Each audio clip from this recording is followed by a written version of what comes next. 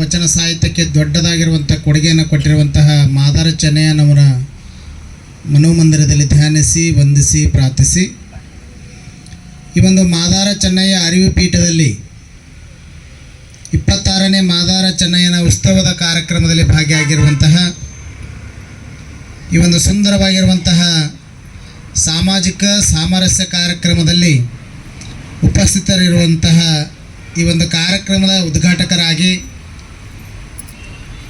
ಸಮಾಜ ಕಾರ್ಯಕರ್ತರಾಗಿ ವಿಶೇಷವಾಗಿ ನಮ್ಮ ಕರ್ನಾಟಕದಲ್ಲಿ ದೇಶ ರಾಷ್ಟ್ರ ಸಂಘ ಅಂತಕ್ಕಂಥ ವಿಚಾರವನ್ನು ಇಟ್ಕೊಂಡು ತಮ್ಮದೇ ಆಗಿರುವಂಥ ಸೇವೆಯನ್ನು ಸಮಾಜದ ಸೇವೆಯನ್ನು ಮಾಡುತ್ತಿರುವಂಥ ಹಿರಿಯ ಜೀವಿಗಳು ಅನುಭಾವಿಗಳು ಇಲ್ಲಿವರೆಗೂ ಕೂಡ ಸಾಮಾಜಿಕ ಸಾಮರಸ್ಯದ ಕುರಿತು ದಿಟ್ಟತನದ ಮಾತುಗಳನ್ನು ಆಡಿರುವಂತಹ ನಮ್ಮ ದಾಮೋದರ್ಜಿ ಅವರೇ ಹಾಗೂ ಇನ್ನೋರ್ವ ಅತಿಥಿ ಗಣ್ಯರಾಗಿರುವಂತಹ ಬಾಬುರಾವ್ ಮುಸ್ತಫರಿ ಅವರೇ ಹಾಗೂ ಭಕ್ತಿಯಿಂದ ತಮ್ಮ ಜೊತೆ ಸರಳವಾಗಿ ಆನಂದದಿಂದ ಹಚ್ಚಿಕೊಂಡು ಮಾತಾಡುವಂತಹ ಪರಮಪೂಜ್ಯರಾಗಿರುವಂಥ ಶ್ರೀ ಕಾಂತಸ್ವಾಮಿ ಅವರೇ ಹಾಗೂ ಇನ್ನೋರ್ವ ಆಗಿರುವಂತಹ ನೂಲಿಯ ಚಂದಯ್ಯ ಗವಿಯ ಪೂಜೆಯ ಜೊತೆಗೇ ಶರಣರ ವಿಚಾರಗಳನ್ನು ಜೀವನದುದ್ದಕ್ಕೂ ಕೂಡ ಪರಿಪಾಲನೆ ಮಾಡಿಕೊಂಡು ಬರುತ್ತಿರುವಂತಹ ಪೂಜ್ಯ ಶರಣೆ ಚಿತ್ರಮ್ಮ ತಾಯಿರಲ್ಲೂ ಕೂಡ ವಂದಿಸಿ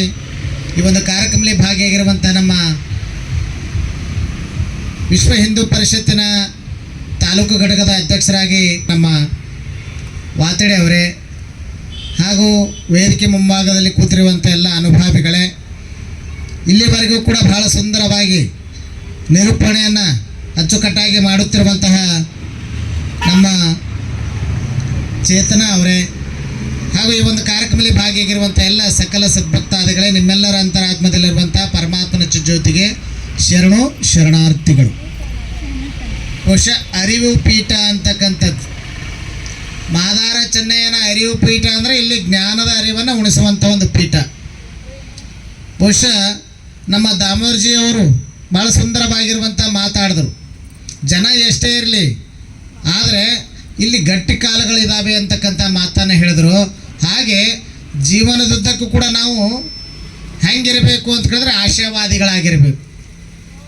ಏನಪ್ಪ ನಮ್ಮ ಸಣ್ಣ ಕಾರ್ಯಕ್ರಮ ನಮ್ಮಲ್ಲಿ ಯಾರು ಬರ್ತಾರೋ ಅಂತಕ್ಕಂಥ ಇನ್ಫಾರಿಟಿ ಕಾಂಪ್ಲೆಕ್ಸ್ ಏನಂತೀವಿ, ಕೀಳರಿಮೆ ಭಾವನೆ ನಮ್ಮಲ್ಲಿ ಇರಬಾರ್ದು. ಯಾಕಂದರೆ ಎಲ್ಲರ ಜೊತೆ ಒಳ್ಳೆಯವರಾಗಿ ಇವತ್ತು ನಾವು ಏನು ಕಾರ್ಯಕ್ರಮ ಮಾಡಕತ್ತೀವಿ ಅರಿವಿ ಪೀಠದಲ್ಲಿ, ಇವತ್ತಿಲ್ಲ ನಾಳೆ, ನಾಳೆ ಇಲ್ಲ ನಾಡಿದ್ದು ಈ ಕಾರ್ಯಕ್ರಮ ಯಶಸ್ವಿ ಆಗ್ತದೆ ಅಂತಕ್ಕಂಥ ಭಾವನೆ ಛಲವನ್ನು ಇಟ್ಕೊಂಡಾಗ ಇದು ಅದ್ಭುತವಾಗಿರುವಂಥ ಕಾರ್ಯವನ್ನು ಆಗೋಕ್ಕೆ ಸಾಧ್ಯ ಇದೆ. ಅದಕ್ಕೆ ಛಲ ಬೇಕು ಶಿವಶರಣರಿಗೆ ಅಂತ ಹೇಳಿದ್ರು. ಛಲ ಇರಬೇಕಲ್ರಿ ಶರಣರಿಗೆ. ಇವತ್ತಾಗಿಲ್ಲ ಅಂದ್ರೆ ನಾಳೆ ಆಗ್ತದೆ, ನಾಳೆ ಆಗಿಲ್ಲ ಅಂದ್ರೆ ನಾಡ್ದು ಹಾಗೇ ಆಗ್ತದೆ. ಯಾಕಂದರೆ ಒಂದು ಅದ್ಭುತವಾಗಿರುವಂಥ ಚೈತನ್ಯ ಶಕ್ತಿ ಯಾವುದು ಅಂತ ಕೇಳಿದ್ರೆ ಮಾದಾರ ಚೆನ್ನಯ್ಯನವರ ಚೈತನ್ಯ ಶಕ್ತಿ. ಆ ಒಂದು ಶಕ್ತಿ ನಮ್ಮೆಲ್ಲರನ್ನು ಒಂದು ಕಡೆ ಕೂಡಿಸುವಂಥ ಕೆಲಸ ಆಗ್ತದೆ. ಇದು ಕೇವಲ 1 ದಿನದ 2 ದಿನದ ಕಾರ್ಯಕ್ರಮ ಆಗಂಗಿಲ್ಲ. ಮುಂದೆ 16 ದಿನಗಳ ಪರ್ಯಂತರವಾಗಿ ಕಾರ್ಯಕ್ರಮ ನಡೆಯುವಂಥ ವ್ಯವಸ್ಥೆಯನ್ನು ಆ ಸಾಕ್ಷಾತ್ ಮಹಾಶಿವಯೋಗಿ ಮಹಾಶರಣ ಮಾದಾರ ಚೆನ್ನಯ್ಯನವರು ನಿಮ್ಮೆಲ್ಲರಿಗೂ ಕೂಡ ಕರುಣಿಸ್ತಾರೆ ಅಂತಕ್ಕಂಥ ಆಶಾಭಾವನೆಯನ್ನು ಮೊದಲು ನಾವು ಇಟ್ಕೊಳ್ಬೇಕು. ನಿರಾಶಾವಾದಿ ಆಗಬಾರ್ದಲ್ರಿ. ಮನುಷ್ಯ ಆಶಾವಾದಿ ಆಗಿರ್ಬೇಕು. ಮನುಷ್ಯ ಹೆಂಗಿದಾನೆ, ಮನುಷ್ಯನ ಬದುಕು ಶ್ರಮ, ಬಯಕೆ, ತೃಪ್ತಿ. ಬಹುಶಃ ಕಾಂತಸ್ವಾಮಿಯವರು ಶ್ರಮವನ್ನು ಪಟ್ಟಿದ್ರು. ಚಿತ್ರಕ್ಕ ತಾಯಿಯವರು ಶ್ರಮವನ್ನು ಪಟ್ಟಿದ್ದಾರೆ. ಇಲ್ಲಿ ಶ್ರಮ ಪಟ್ಟಿ ಮುಂದೆ ಏನಾಗ್ತದೆ, ಬಯಕೆ ಆಗ್ತದೆ. ಏನು ಬಯಕೆ? ನಮ್ಮ ಅರಿವು ಪೀಠದಲ್ಲಿ ಜ್ಞಾನದ ಅರಿವು ಉಣಬೇಕು ಅಂತಕ್ಕಂಥದ್ದು. ಬಹುಶಃ ಇಷ್ಟೆಲ್ಲ ಮಂಟಪ ಮಾಡಿದರು, ವೇದಿಕೆ ಸಜ್ಜು ಮಾಡಿದ್ದಾರೆ. ಯಾಕೆ ಅಂತ ಕೇಳಿದ್ರೆ ಇಲ್ಲಿ ಸಾವಿರಾರು ಸಂಖ್ಯೆಯಲ್ಲಿ ಬರ್ತಾರೋ ಇಲ್ಲೋ ಗೊತ್ತಿಲ್ಲ, ಆದರೆ 4 ಜನರಿಗಾದರೂ ಕೂಡ ಜ್ಞಾನದ ಅರಿವನ್ನು ಉಣಿಸಬೇಕು ಅಂತಕ್ಕಂಥ ಬಯಕೆ ಅವರಲ್ಲಿ. ಮನುಷ್ಯ ಶ್ರಮ ಪಡ್ತಾನೆ, ಬಯಕೆ ಆಗ್ತದೆ, ಮುಂದೆ ಏನಾಗ್ತದೆ ಅವನಿಗೆ ತೃಪ್ತಿ ಆಗುವಂಥ ವ್ಯವಸ್ಥೆ ಬರ್ತದೆ. ಹೀಗಾಗಿ ಈ ಮನುಷ್ಯನ ಜೀವನ ಹೆಂಗಂತ ಕೇಳಿದ್ರೆ ಶ್ರಮ, ಬಯಕೆ, ತೃಪ್ತಿ ನಿರಂತರವಾಗಿ ಸಾಗ್ತಾ ಇರ್ತದೆ. ಹಾಗಾಗಿ ನಮ್ಮ ಕಾಂತಸ್ವಾಮಿಯವರಾಗಿರ್ಬೋದು, ಚಿತ್ರಕ್ಕ ತಾಯಿಯವರಾಗಿರ್ಬೋದು ಭಾಳ ಶ್ರಮವನ್ನು ಪಟ್ಟು ಕಾಯಕ ಸತ್ಯಶುದ್ಧ ಕಾಯಕವನ್ನು ಮಾಡಿ ಇಷ್ಟು ಸುಂದರವಾಗಿರುವಂಥ ವೇದಿಕೆಯನ್ನು ಸೃಷ್ಟಿ ಮಾಡಿದ್ದಾರೆ. ಇಲ್ಲಿ ಅವರ ಬಯಕೆ ಇತ್ತು ಅರಿವು ಜ್ಞಾನ ಮೂಡಿಸಬೇಕು ಅಂತ. ಅರಿವು ಆಗ್ತಾ ಇದೆ, ಜ್ಞಾನನೂ ಕೂಡ ಮೂಡ್ತಾ ಇದೆ. ಮುಂದೇನಾಗ್ತದೆ ಮುಂದಿನ ದಿನಗಳಲ್ಲಿ ಅಂದರೆ ಬಹುಶಃ ಅವರು ಮಾಡಿರುವಂಥ ಒಂದು ಫಲ ಏನಿದೆ, ಪ್ರತಿಫಲ ಅಂತಕ್ಕಂಥದ್ದು ಏನು ಮಾಡಬೇಕು. ಅದು ಮುಂದಿನ ದಿನಗಳಲ್ಲಿ ಅವರಿಗೆ ಶ್ರಮ ಬಯಕೆ ತೃಪ್ತಿಯನ್ನು ದೊರಕ್ತದೆ ಅಂತಕ್ಕಂಥ ಮಾತನ್ನು ಈ ಸಂದರ್ಭದಲ್ಲಿ ಭಾಳ ಸಂತೋಷವಾಗಿ ಹೇಳಬೇಕಾಗ್ತದೆ. ಹಾಗಾಗಿ ನಾವೆಲ್ಲರೂ ಕೂಡ ಕಾಯಕ ಜೀವಿ ಆಗಬೇಕು. ಕಾಯಕದಲ್ಲಿ ಬಂದಿರುವಂಥ ಶರಣರೆಲ್ಲ ಕಾಯಕ ಜೀವಿ ಆಗಿದ್ರು. ಯಾರು ಕೂಡ ಸುಮ್ಮನೆ ಕೂಡಲಿಲ್ಲ, ಮಾಡೋದು ಬೇಕಾಗಿಲ್ಲ, ಏನಿಲ್ಲ.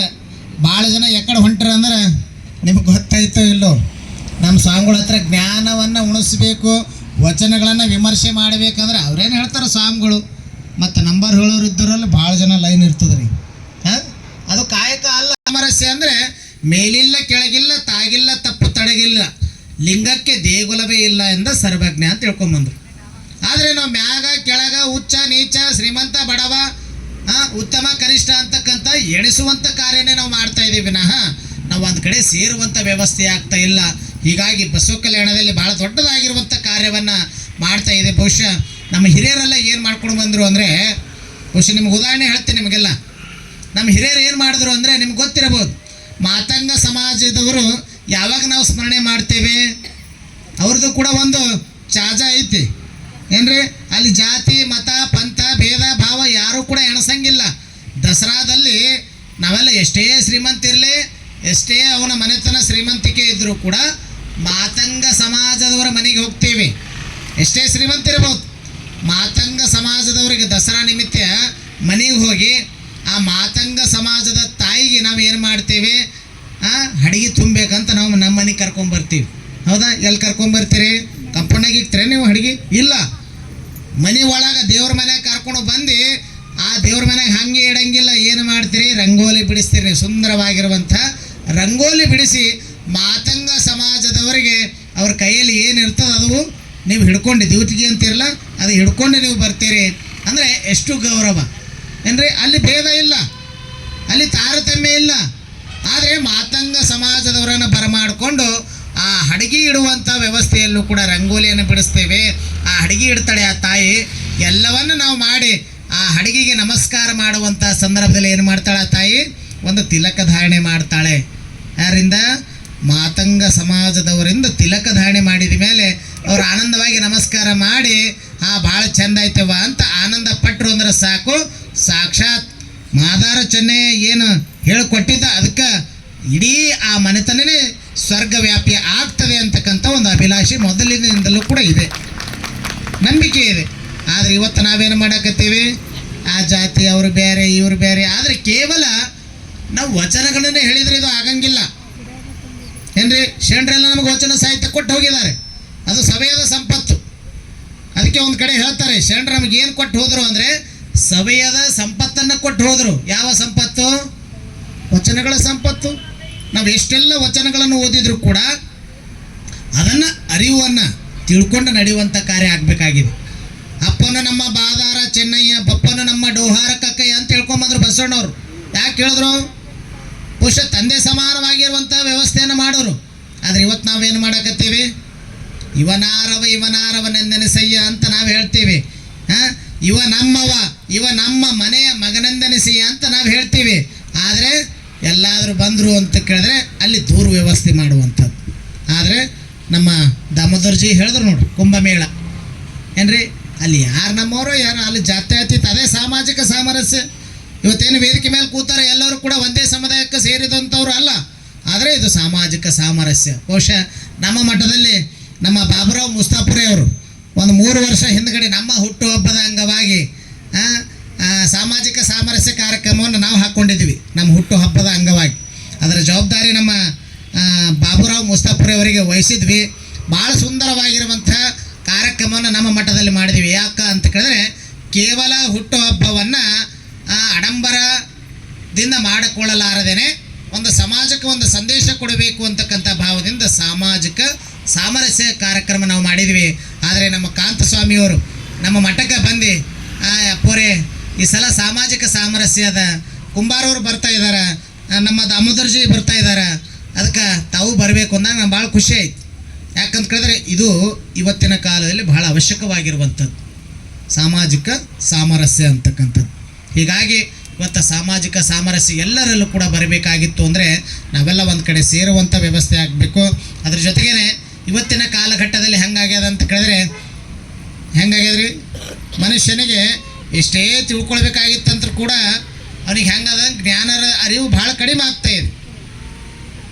ನಾವು ವಚನಗಳನ್ನು ಓದಕತ್ತೀವಿ, ದಯವಿಲ್ಲದ ಧರ್ಮ ಅದಾವುದಯ್ಯ, ದಯಬೇಕು ಸಕಲ ಪ್ರಾಣಿಗಳಲ್ಲಿ, ದಯವೇ ಧರ್ಮದ ಮೂಲವಯ್ಯ ಅಂತ ನಾವು ಹೇಳಿದ್ವಿ. ಅಲ್ಲೇನು ಬೇರೆ ಜಾತಿ ಅಂತ ಹೇಳಲಿಲ್ಲ.